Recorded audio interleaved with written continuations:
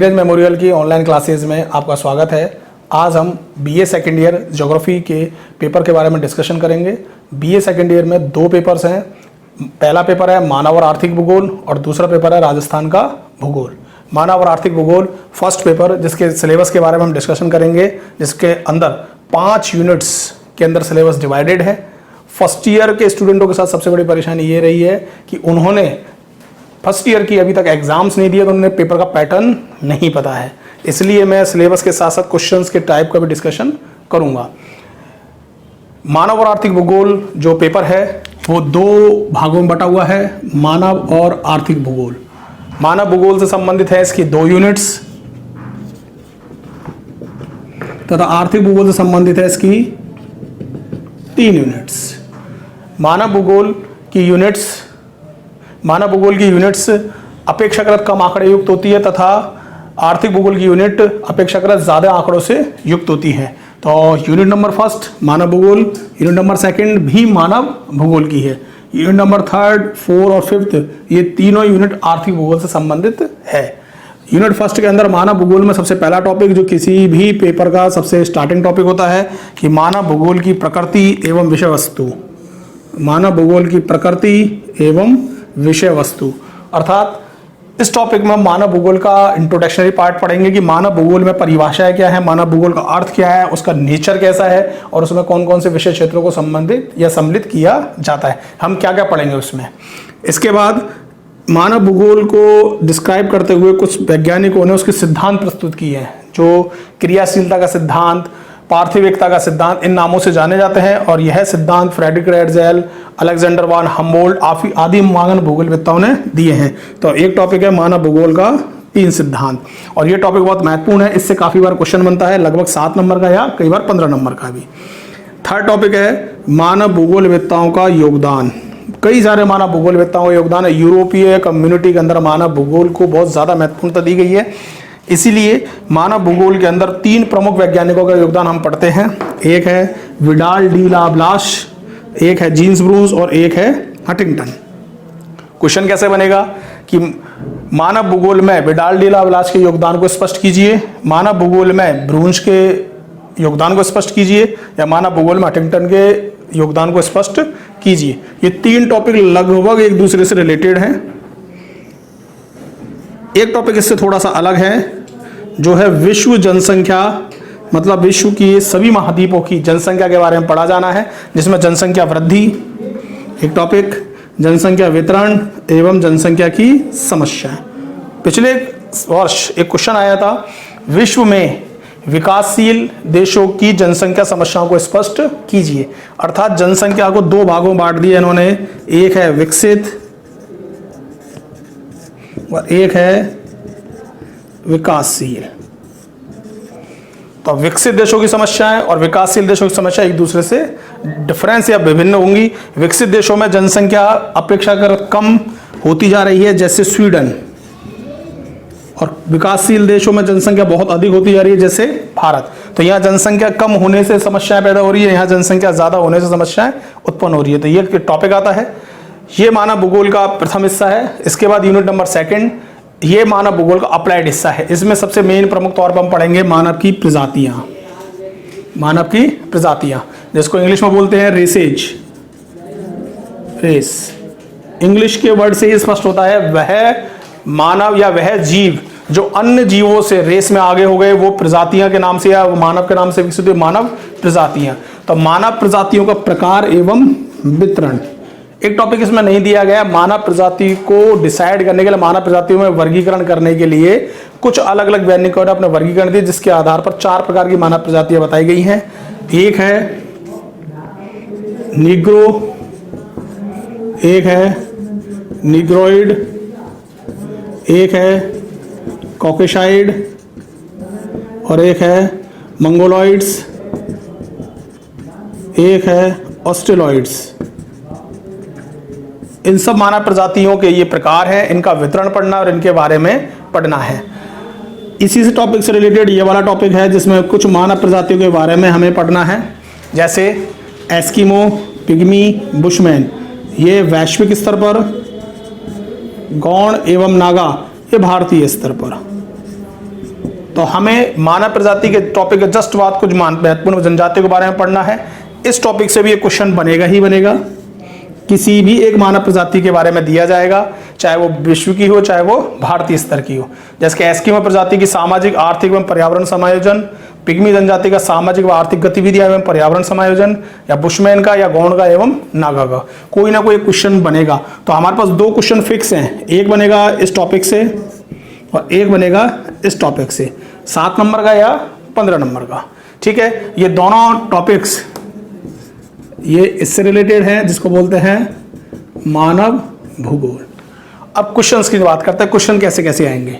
Unit number first में से एक क्वेश्चन 2 एक नंबर के क्वेश्चन आएंगे, ये होंगे 15 शब्दों के। एक आएगा 7 मार्क्स का क्वेश्चन जो होगा 250 शब्दों का। इसी प्रकार से यहां से भी 1 नंबर और 1 नंबर के 2 क्वेश्चन जो 15 शब्द, और एक 7 नंबर का क्वेश्चन जो होगा 250 शब्द। इसके अलावा इन दोनों यूनिटों से मिलाकर कम से कम एक 15 नंबर का क्वेश्चन आएगा, और ये 15 नंबर का क्वेश्चन होगा 500 शब्दों का। तो अगर देखा जाए तो 9 और 9, 18 और 15, ये लगभग इतने नंबर के क्वेश्चंस आएंगे इन दोनों यूनिट से। लगभग अगर हम देखा जाए तो 30 नंबर से ज्यादा का मार्किंग इससे होता है, लगभग 33 मार्क्स, लगभग 33 नंबर के क्वेश्चंस इससे होते हैं। इसके अलावा नेक्स्ट हम आते हैं तीसरा, चौथा और 5 मिनट। हाँ, एक बात ध्यान देने योग्य है, इससे एक क्वेश्चन 15 नंबर का तो आएगा ही आएगा, लेकिन हर 1-2 साल के बाद इससे 15 नंबर के 2 क्वेश्चन आ जाते हैं। तो अगर हम इन 2 यूनिट्स को तैयार करते हैं तो 33 नंबर का अंक बाहर तो रहेगा ही रहेगा, लेकिन अगर हम 33 नंबर के अंक बाहर के अंदर अगर हम 15 मार्क्स का एक बड़ा क्वेश्चन और जोड़ देते हैं तो ये पहुंच जाता है 48 नंबर पर। इसका मतलब कि ये दोनों यूनिट अगर देखा जाए तो आधे से अधिक महत्व रखती हैं और अपेक्षाकृत इन तीनों यूनिट्स के मुकाबले सरल पड़ती हैं। तो ये तो बात हुई पहली और दूसरी यूनिट की जो है मानव भूगोल से रिलेटेड। अब बात करते हैं अगली 3 यूनिटों की जो है आर्थिक भूगोल। आर्थिक सेम वही स्टार्टिंग जैसे मानव भूगोल में स्टार्ट किया था वैसे ही यहाँ पर है आर्थिक भूगोल की परिभाषा, प्रकृति एवं विषय क्षेत्र। कि हम आर्थिक भूगोल में पढ़ेंगे क्या, 2 शब्द हैं, एक है आर्थिक और एक है भूगोल। मतलब एक ऐसा शब्द जिसमें अर्थव्यवस्था भी हो एक और उसके अंदर भौगोलिक परिस्थितियां भी हो। तो मानव की अर्थव्यवस्था भौगोलिक परिस्थितियों की देन होती है। पहाड़ी क्षेत्रों में अर्थव्यवस्था अलग प्रकार से चलती है, मैदानों में अलग चलती है तथा समुद्र तटीय क्षेत्रों में अलग चलती है। पहाड़ी क्षेत्रों में हम चाय की खेती करते हैं, मैदानी क्षेत्रों में गेहूं की खेती करते हैं, और समुद्र तटीय क्षेत्रों में हमारी नारियल की फसलें उत्पादित या नारियल के पेड़ लगाए जाते हैं। तो अर्थव्यवस्था के प्रतिरूप भी बदल जाते हैं। इसीलिए अर्थव्यवस्था पर भौगोलिक परिस्थितियों का लगातार और सीधा प्रभाव पड़ता है। तो इसलिए हम इसकी विभिन्न परिभाषाएं पढ़ेंगे, इसका नेचर पढ़ेंगे और इसमें हम कहां तक पढ़ सकते हैं। तो भूगोल के साथ अर्थव्यवस्था पूरी दुनिया में अलग अलग प्रकार से फैली हुई है। नेक्स्ट, अर्थव्यवस्था को जन्म देने के लिए कुछ संसाधनों की आवश्यकता होती है जिन्हें बोलते हैं प्राकृतिक संसाधन। संसाधन वह तत्व या वह भाग या वह पदार्थ होते हैं जो हमें प्रकृति से मिलते हैं और हम उनका रूप परिवर्तित करके हम उन्हें अलग अलग विभिन्न रूपों में काम ले सकते हैं और हमारा अर्थव्यवस्था के तौर पर आर्थिक तौर पर हम फायदा कर सकते हैं। तो इसीलिए 3 प्रकार के प्राकृतिक संसाधन, वन, मृदा और जल। अब इन टॉपिकों को पढ़ने के लिए सबसे पहले क्या है, जैसे वन मतलब प्राकृतिक वनस्पति। तो प्राकृतिक वनस्पति होती क्या है, इसके प्रकार क्या होते हैं, प्राकृतिक वनस्पति का वर्गीकरण कैसा होता है, पहले 3 टॉपिक इसकी परिभाषा में आएंगे। इसके अलावा प्राकृतिक वनस्पति या वन दुनिया में कहां कहां पाए जाते हैं, तो वो कहलाएगा वितरण। अब प्राकृतिक वनस्पति कम होती जा रही है इसलिए उसका संरक्षण करना आवश्यक है। तो ये टॉपिक ऐसे बनेगा, क्वेश्चन कैसे बनेगा, प्राकृतिक वनस्पति से आप क्या समझते हैं, इसका वर्गीकरण प्रस्तुत कीजिए तथा इसका वैश्विक वितरण समझाते हुए इसके संरक्षण के उपाय बताइए। 15 नंबर का 500 वर्ड्स का। प्राकृतिक संसाधनों को रूप परिवर्तित करने के लिए हमें कुछ शक्ति चाहिए, तो वे संसाधन जो इसमें शामिल होते हैं वो कहलाते हैं शक्ति संसाधन। शक्ति संसाधनों में हमारे 4 प्रकार के संसाधनों में पढ़ेंगे, बाकी होते ज्यादा है। कोयला, पेट्रोलियम। कोयला प्राचीनतम आज भी यूज होता है। पेट्रोलियम वर्तमान में तेजी से त्वरित ऊर्जा संसाधन है। जल शक्ति और अणुशक्ति ये नए संसाधन है। इन सभी संसाधनों के अलावा सौर ऊर्जा भी है, ज्वारीय ऊर्जा भी है। इन सभी संसाधनों को 2 भागों में मुख्य तौर पर बांटा जाता है, नवीकरणीय और अनवीकरणीय। नवीकरणीय वे जिन्हें लगातार परिवर्तित रूप में हम प्राप्त कर सकते हैं। अनवीकरणीय वो जिन्हें हम एक बार यूज करने के बाद उन्हें उन्हीं रूप में प्राप्त नहीं कर पाते हैं।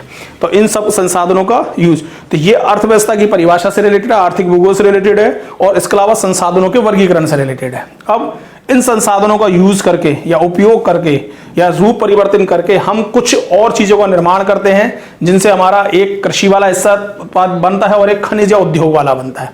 अगर देखा जाए यूनिट नंबर 4, ये पूरी की पूरी एक टॉपिक पर फोकस रखती है, कृषि। विकासशील देशों में सबसे ज्यादा कार्य किया जाता है प्राथमिक व्यवसाय के तौर पर कृषि। तो कृषि क्या होती है? कृषि के प्रकार।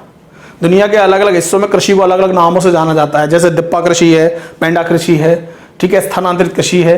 तो कृषि और कृषि के प्रकार। एक व्यक्ति है डी वीजली अमेरिका में, जिन्होंने कृषि के प्रकार बताए थे। कृषि प्रादेशिकरण भी जिन्होंने किया था, जो इस जगह आएगा, कृषि प्रादेशिकरण। 13 प्रकार के कृषि प्रदेश निर्धारित किए थे व्यक्ति ने।